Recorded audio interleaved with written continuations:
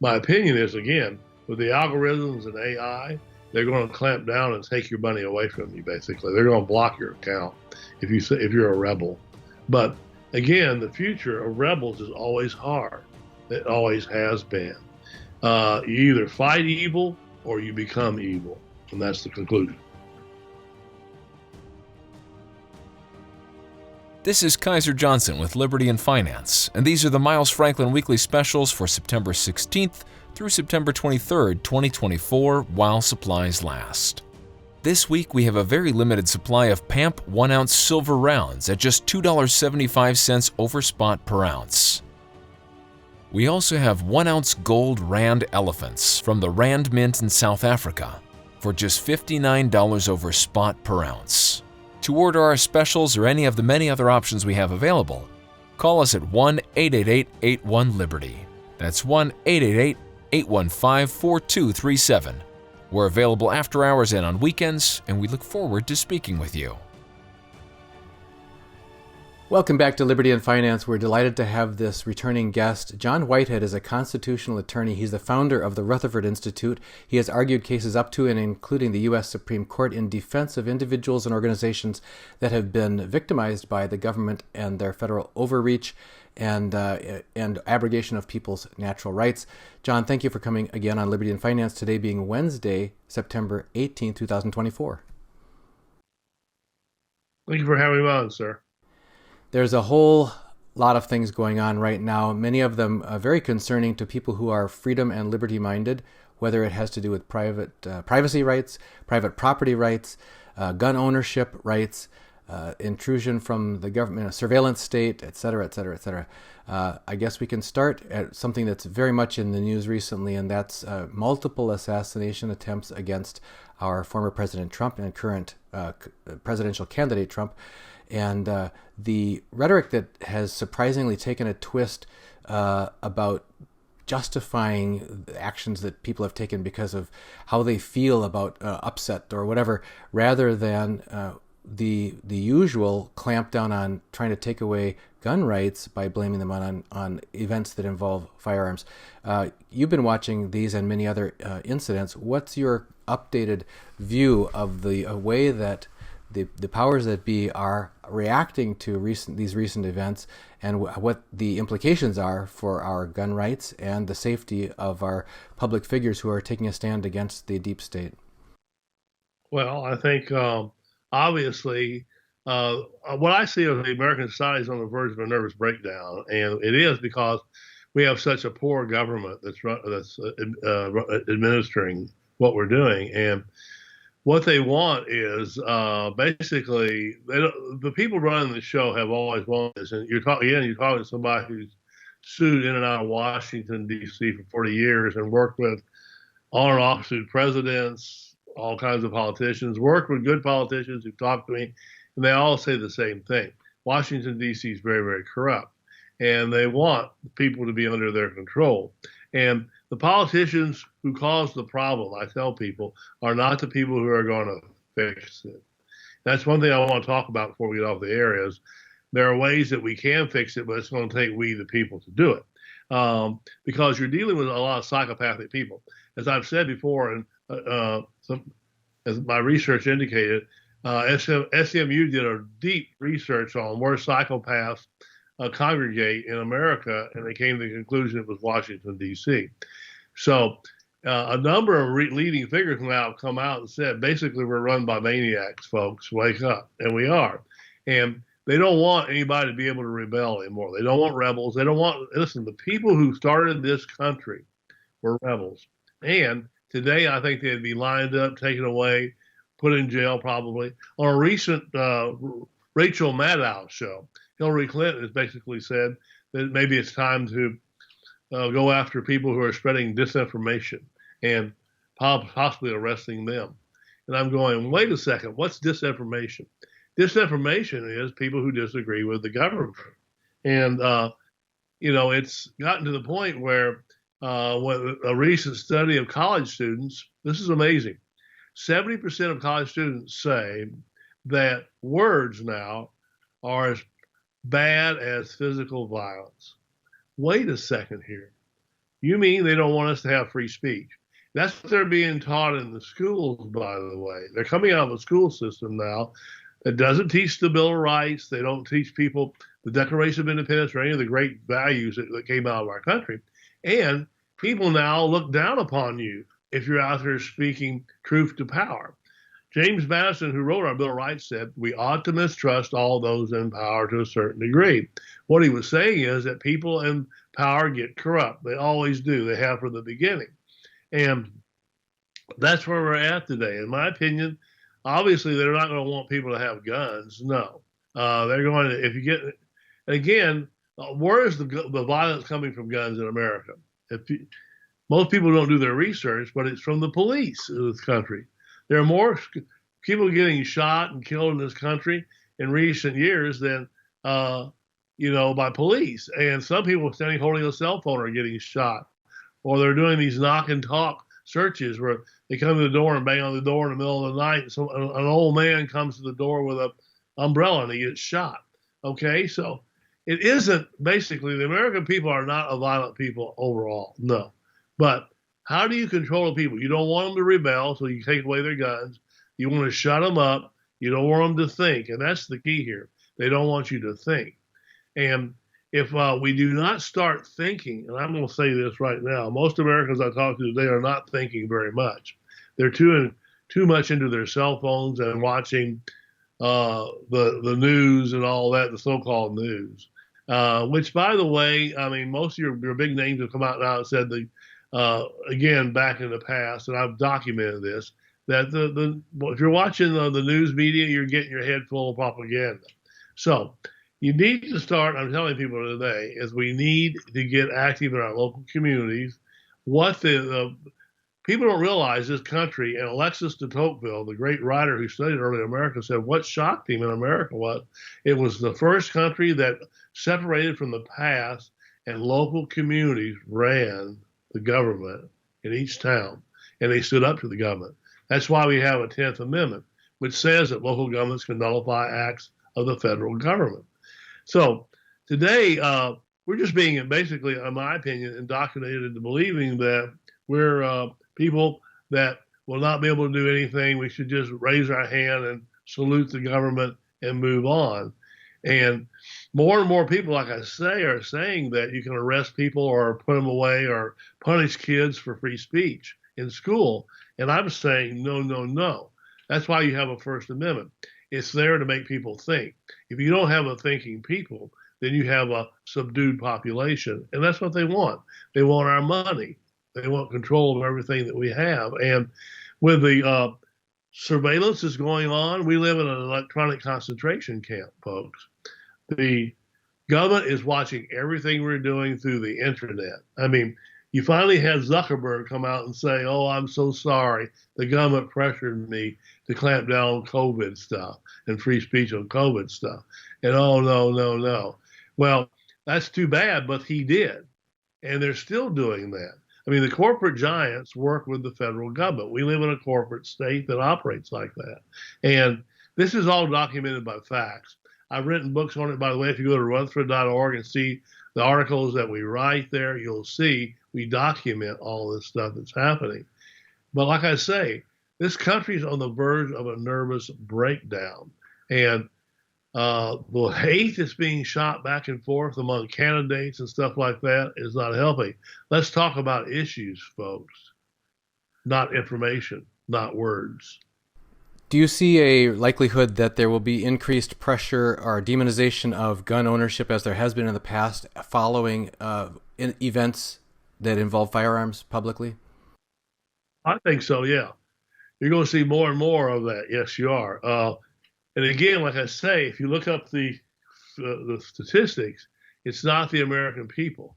There are some instances where guns, like a kid goes wild in school and possibly shoots somebody. But it's not happening every day, folks. The media takes it and runs with it. The media that works with the CIA and groups like that. Again, they do not want they don't want 1776 ever again. They don't want somebody to stand up and say, we've had it, folks. We're not taking this crap anymore.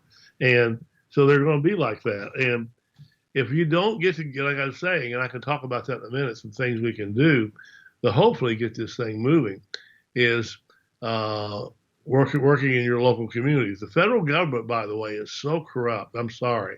There was another study that came out of Princeton University that said, where does money congregate in the United States? And again, we've written about this at our site on Rutherford.org, and it's footnoted.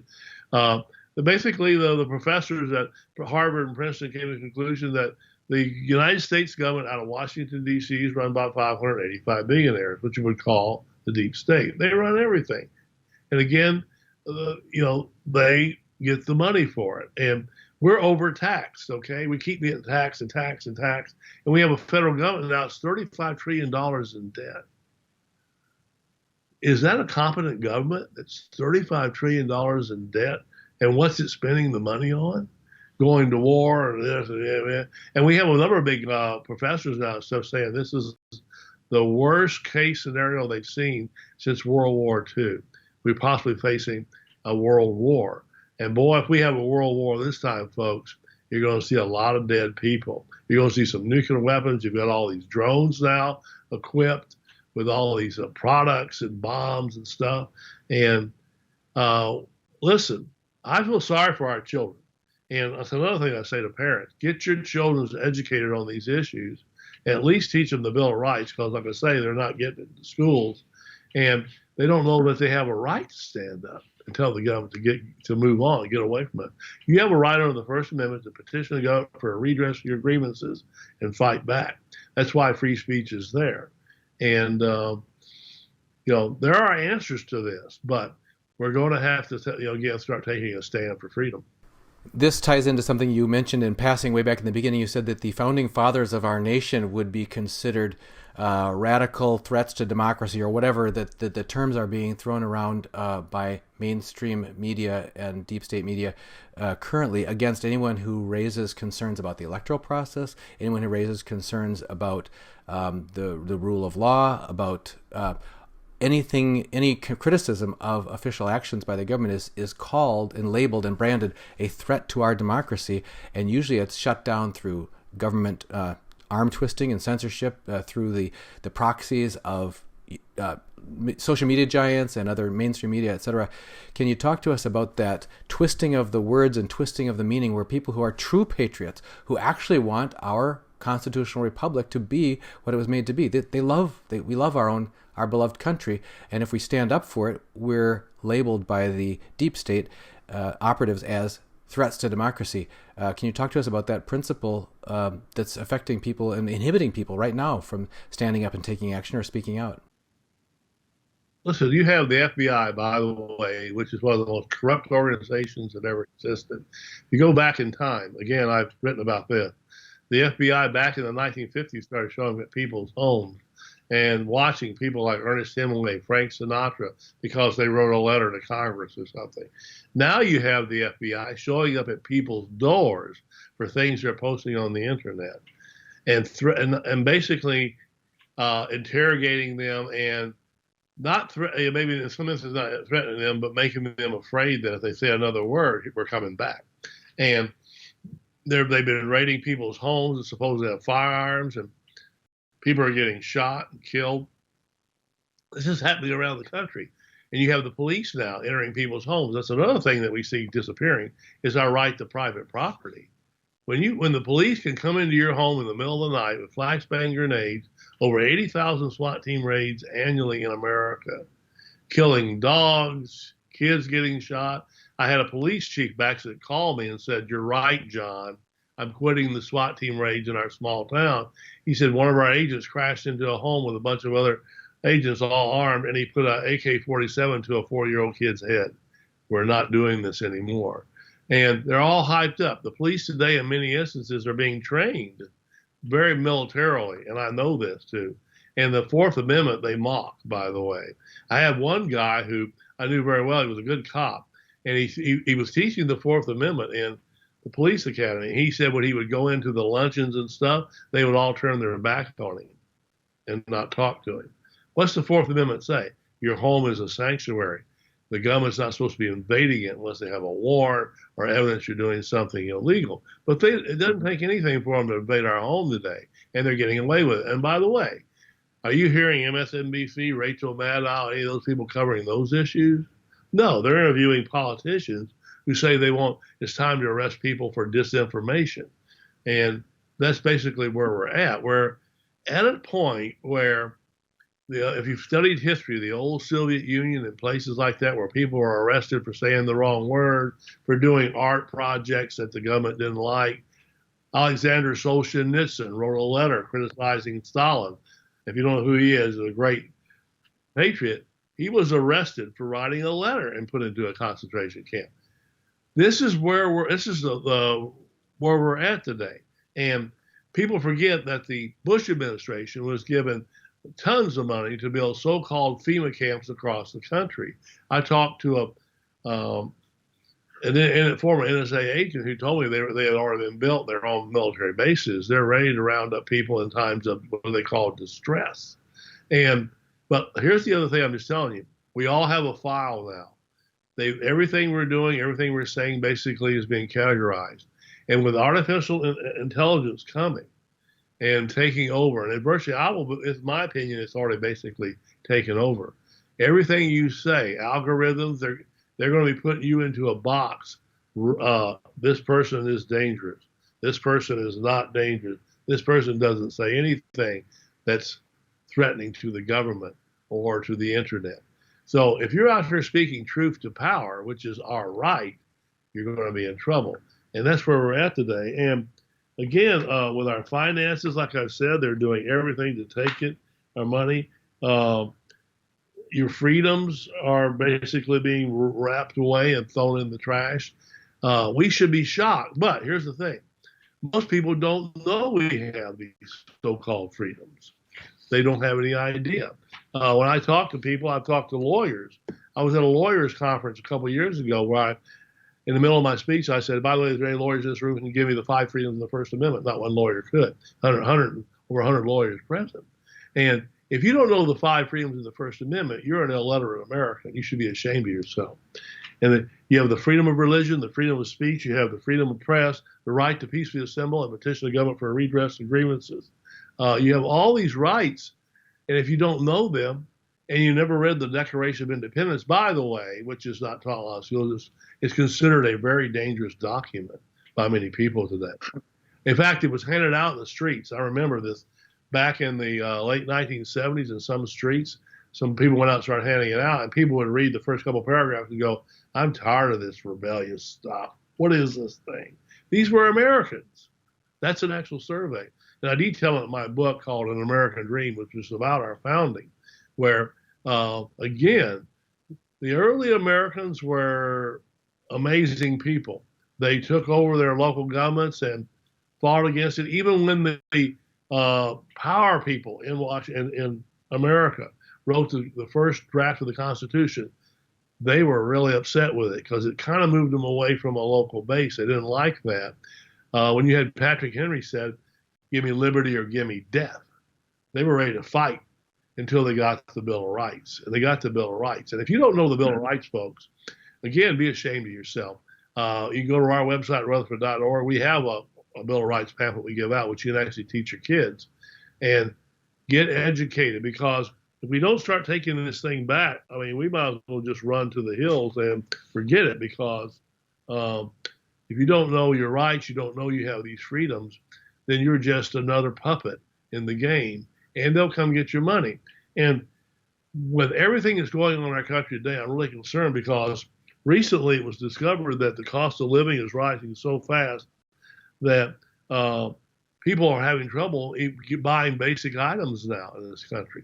Almost half of Americans can't afford what's in the stores, in the grocery department, and things like that.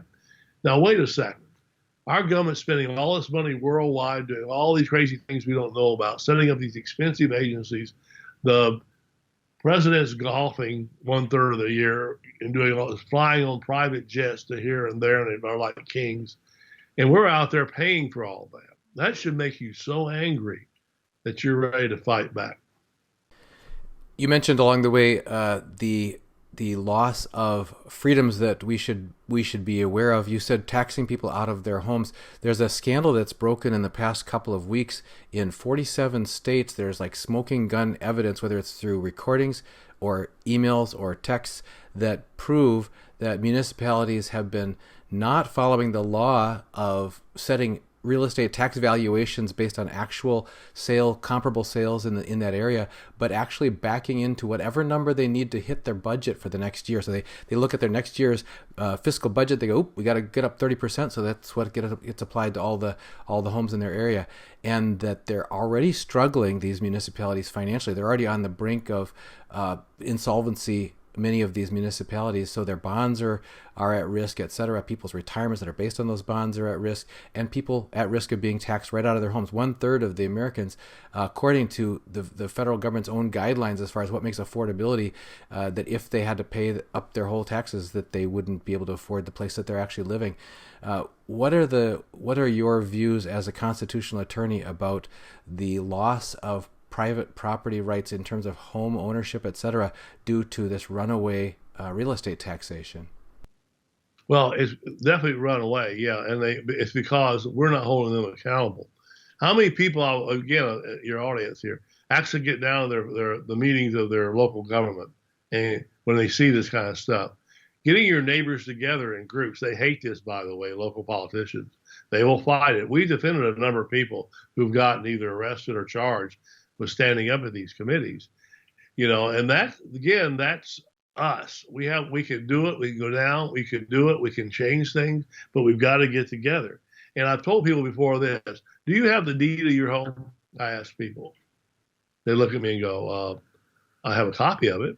I said, who has the deed? The government has the deed. Why? Because if they want to come get it, they're going to come get it.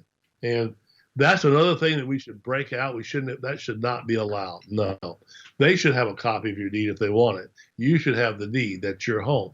And that's the way they're operating. They do not, you can't trust these people. A lot of the local governments, by the way, have already been bought out by corporations who come in, and they're there to make a lot of money on property, investments, building all this new stuff.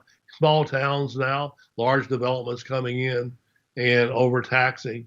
And again, these people get salaries. They're sitting there getting a salary, but no one's holding them accountable. And so, again, I'm telling people, get to know your neighbors. Talk to your neighbors about this. Set up committees in your neighborhoods and get down to your local governments and listen, numbers freak them out, the numbers of people. If they have 20 people in the audience standing up saying, we're not taking this anymore, we're going to challenge you on this, you need to get your act together, they're going to freak out. And you bring in numbers, you petition, you do the stuff, and I mean, they don't like people out in front of the building with protest signs. Where does all this happen? Americans, again, they're inside watching their TV sets thinking that there's an answer they're going to get from a politician or from some so-called announcer. They're not getting anything from that, no. And the politicians are not going to answer your questions. The politicians are swooped in money, folks. They're just covered in dollar bills and stuff like that. And we're out there working our butts off so they can spend money and give money to foreign countries. We don't vote for any of that. I mean, and here's another question. When was the last time any people listening to this program actually have actually met your representative in your community that's in the Senate or Congress, who comes into your community? They come in and hold forums where you can talk to them, address questions to them. Where are they at? They're sitting in Washington, D.C. The average congressman, I've been told this, spends sometimes up to 3 days a week raising money for the next campaign. I had a friend who worked for one of the big publications, I won't say which one, but when he quit that and when he went to work for a senator, he called me and says, you won't believe it. He says, all this is about is corporations. And he says, it's blowing my mind. I'm quitting this job. I feel like I'm violating everything I've ever said or believed. And he quit. And He said it was so corrupt. He said it's all about money, man. And that's where it's at. When you hear the word deep state, it's basically all the people running the government. And again, if SMU is right, many of them are psychopathic, which means they don't care about anybody else but themselves. That's what you're dealing with. And so how do we change that? The only way you can change that is the way that people in early America did it. And that's it. Take over their local governments and say, we're not taking anymore. We're going to stand back against what's happening in Washington, D.C. and demand that the people that supposedly you voted for in the center of Congress get down there in front of you so you can talk to them. It's time to be we the people. That's what the Constitution is about. Speaking of we the people, it's been a phenomenon over the last several decades around the world, not only in the U.S., but certainly in the U.S., of this push towards open borders and injection of foreign nationals coming across. We're told that the U.S. border on the southern border has from 70 different countries, unknown, unvetted foreign nationals flowing across the border and have for the last couple of decades.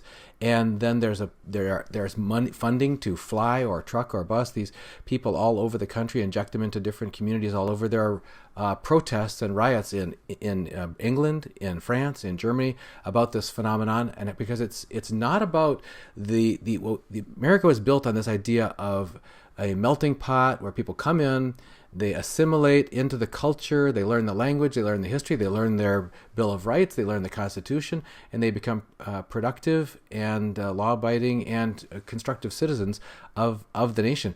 There's a trend now with these foreign nationals to make enclaves where they want that's a no-go zone. The law enforcement are not allowed, or there's gangs running it, or there's local enforcement of foreign laws and that sort of thing, rather than the laws of our land. It's no longer about assimilation. It's about invasion.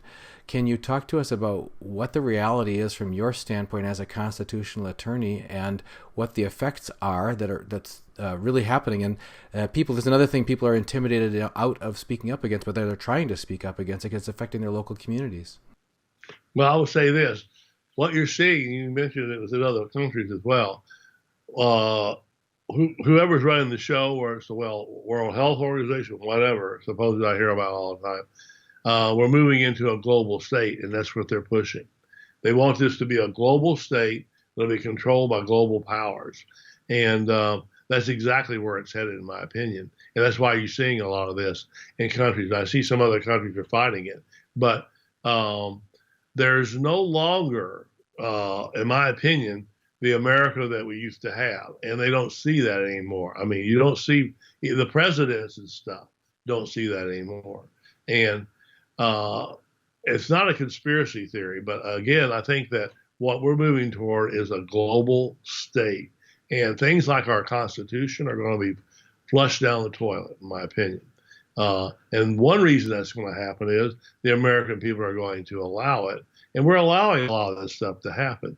And again, the police stepping down and stuff like that in communities, they have to be careful themselves and uphold the law. And I think you're right. But the thing that I've been talking about this for a long time, this movement toward a global state, is obviously where they're headed. And so get ready for the dissolvement of America in its true sense, or France, or any of these countries. And unless there's some countries that are going to resist. How do you suggest people, in addition to, you mentioned education precedes action is something you've told us multiple times. You've got resources on your Rutherford website so we can educate ourselves about our rights, First Amendment rights, etc. And what action can people take that you believe are likely to be effective to actually make a difference in their local communities and in their states and in the world? Like I said, get to know your neighbors, get together, start freedom action committees in your communities. Washington, D.C. is not going to listen to you, but they will get freaked out, by the way, if communities across America start uniting together. And by the way, and avoid violence. If they want you to be violent, they want to come in and peck you on the head. They want to send the SWAT teams in. Get together in peaceful rallies, stuff like that. And I'll say this: people in the past that have done this have gotten in a lot of trouble. They've gotten shot. I mean, people have been very effective. I can go down the line of that. It's not very good. But be very careful. Don't promote violence. You don't need to do that. Use the First Amendment, folks, and teach it. You have a right to get out in front of that building that's called the government building and protest. And again, we've defended a lot of people like that. We're a legal organization that does that. So that's how you can do it. The only hope we have, it's not in Washington, D.C., it's in your local government. But like I said, the Constitution structures those three words: we, the people, do ordain and establish this Constitution. We are the government. The people in Washington and our local governments are our representatives. The reason we see these things happen is we've been lazy. And the average American watching 150 hours of screen time a month, whoa, that's what some of the statistics show. And kids addicted to cell phones, you're going to have to put those cell phones down, because those cell phones are basically control devices, in my opinion. And if you've seen the great films like The Matrix and others like that have prophesied this, that you're going to be taken over by an unreal reality. And whoever's controlling that, the internet, by the way, is going to be controlled by artificial intelligence that is going to be engineered by the people out of Washington, D.C. Watch out. Yeah, we had an interesting occurrence back on the Independence Day week. We ran a special advertisement on our channel, and we got a notification from the main platform that we publish on, saying that they could not promote that video for us because it contained election advertising. And we thought, what are you talking about? There's no election advertising in there. And I spoke with the actual representative in the department that's in charge of that. And the answer I was given was, I said, tell us the exact timestamp with this, which is problematic in there, so we can take a look at it and maybe take it out, because we had absolutely no intention of this being considered election advertising. And they said, well, actually, we don't know, because it's not a human that makes the decision. It's the algorithm. The algorithm makes the decision. The algorithm has deemed that your video violates our guidelines. We said, well, if the algorithm is so smart that it can tell you that it violates the guidelines, couldn't it tell you when the problem is in there? And so they did, well, we can request a human review. It might take a week or so. I said, no, this is it. This is Independence Week. We need the answer right now. So they said, well, we'll look at it and give you back tomorrow. So they came back tomorrow and said, we think it's right about this part right here in the beginning. One of my sons was standing there talking about the forefathers of our country, committing their lives, their fortunes, and their sacred honor to establish our country. In the background, there was a flag behind him.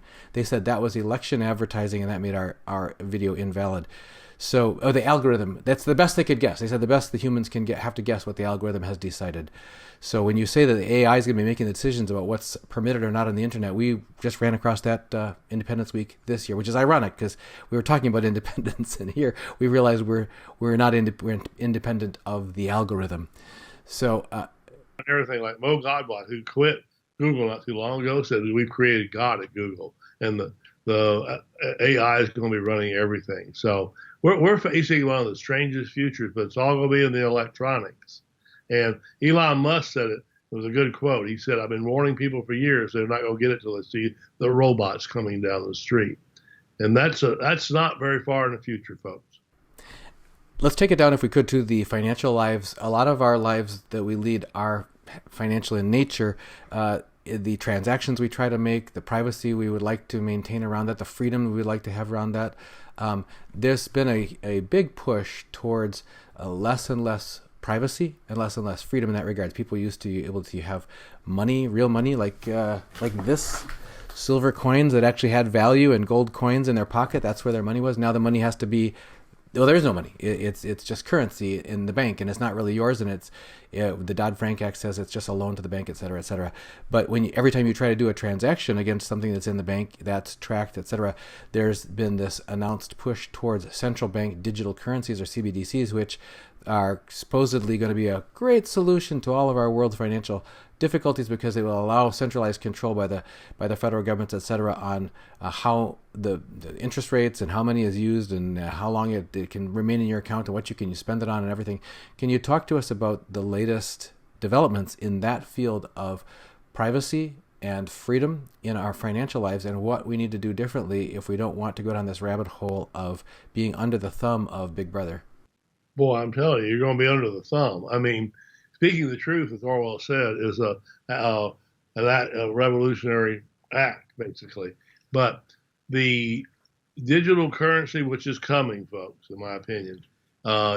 If you say the wrong word or do the wrong thing, you're going to have somebody either canceling you or at your door. And that's where it's headed.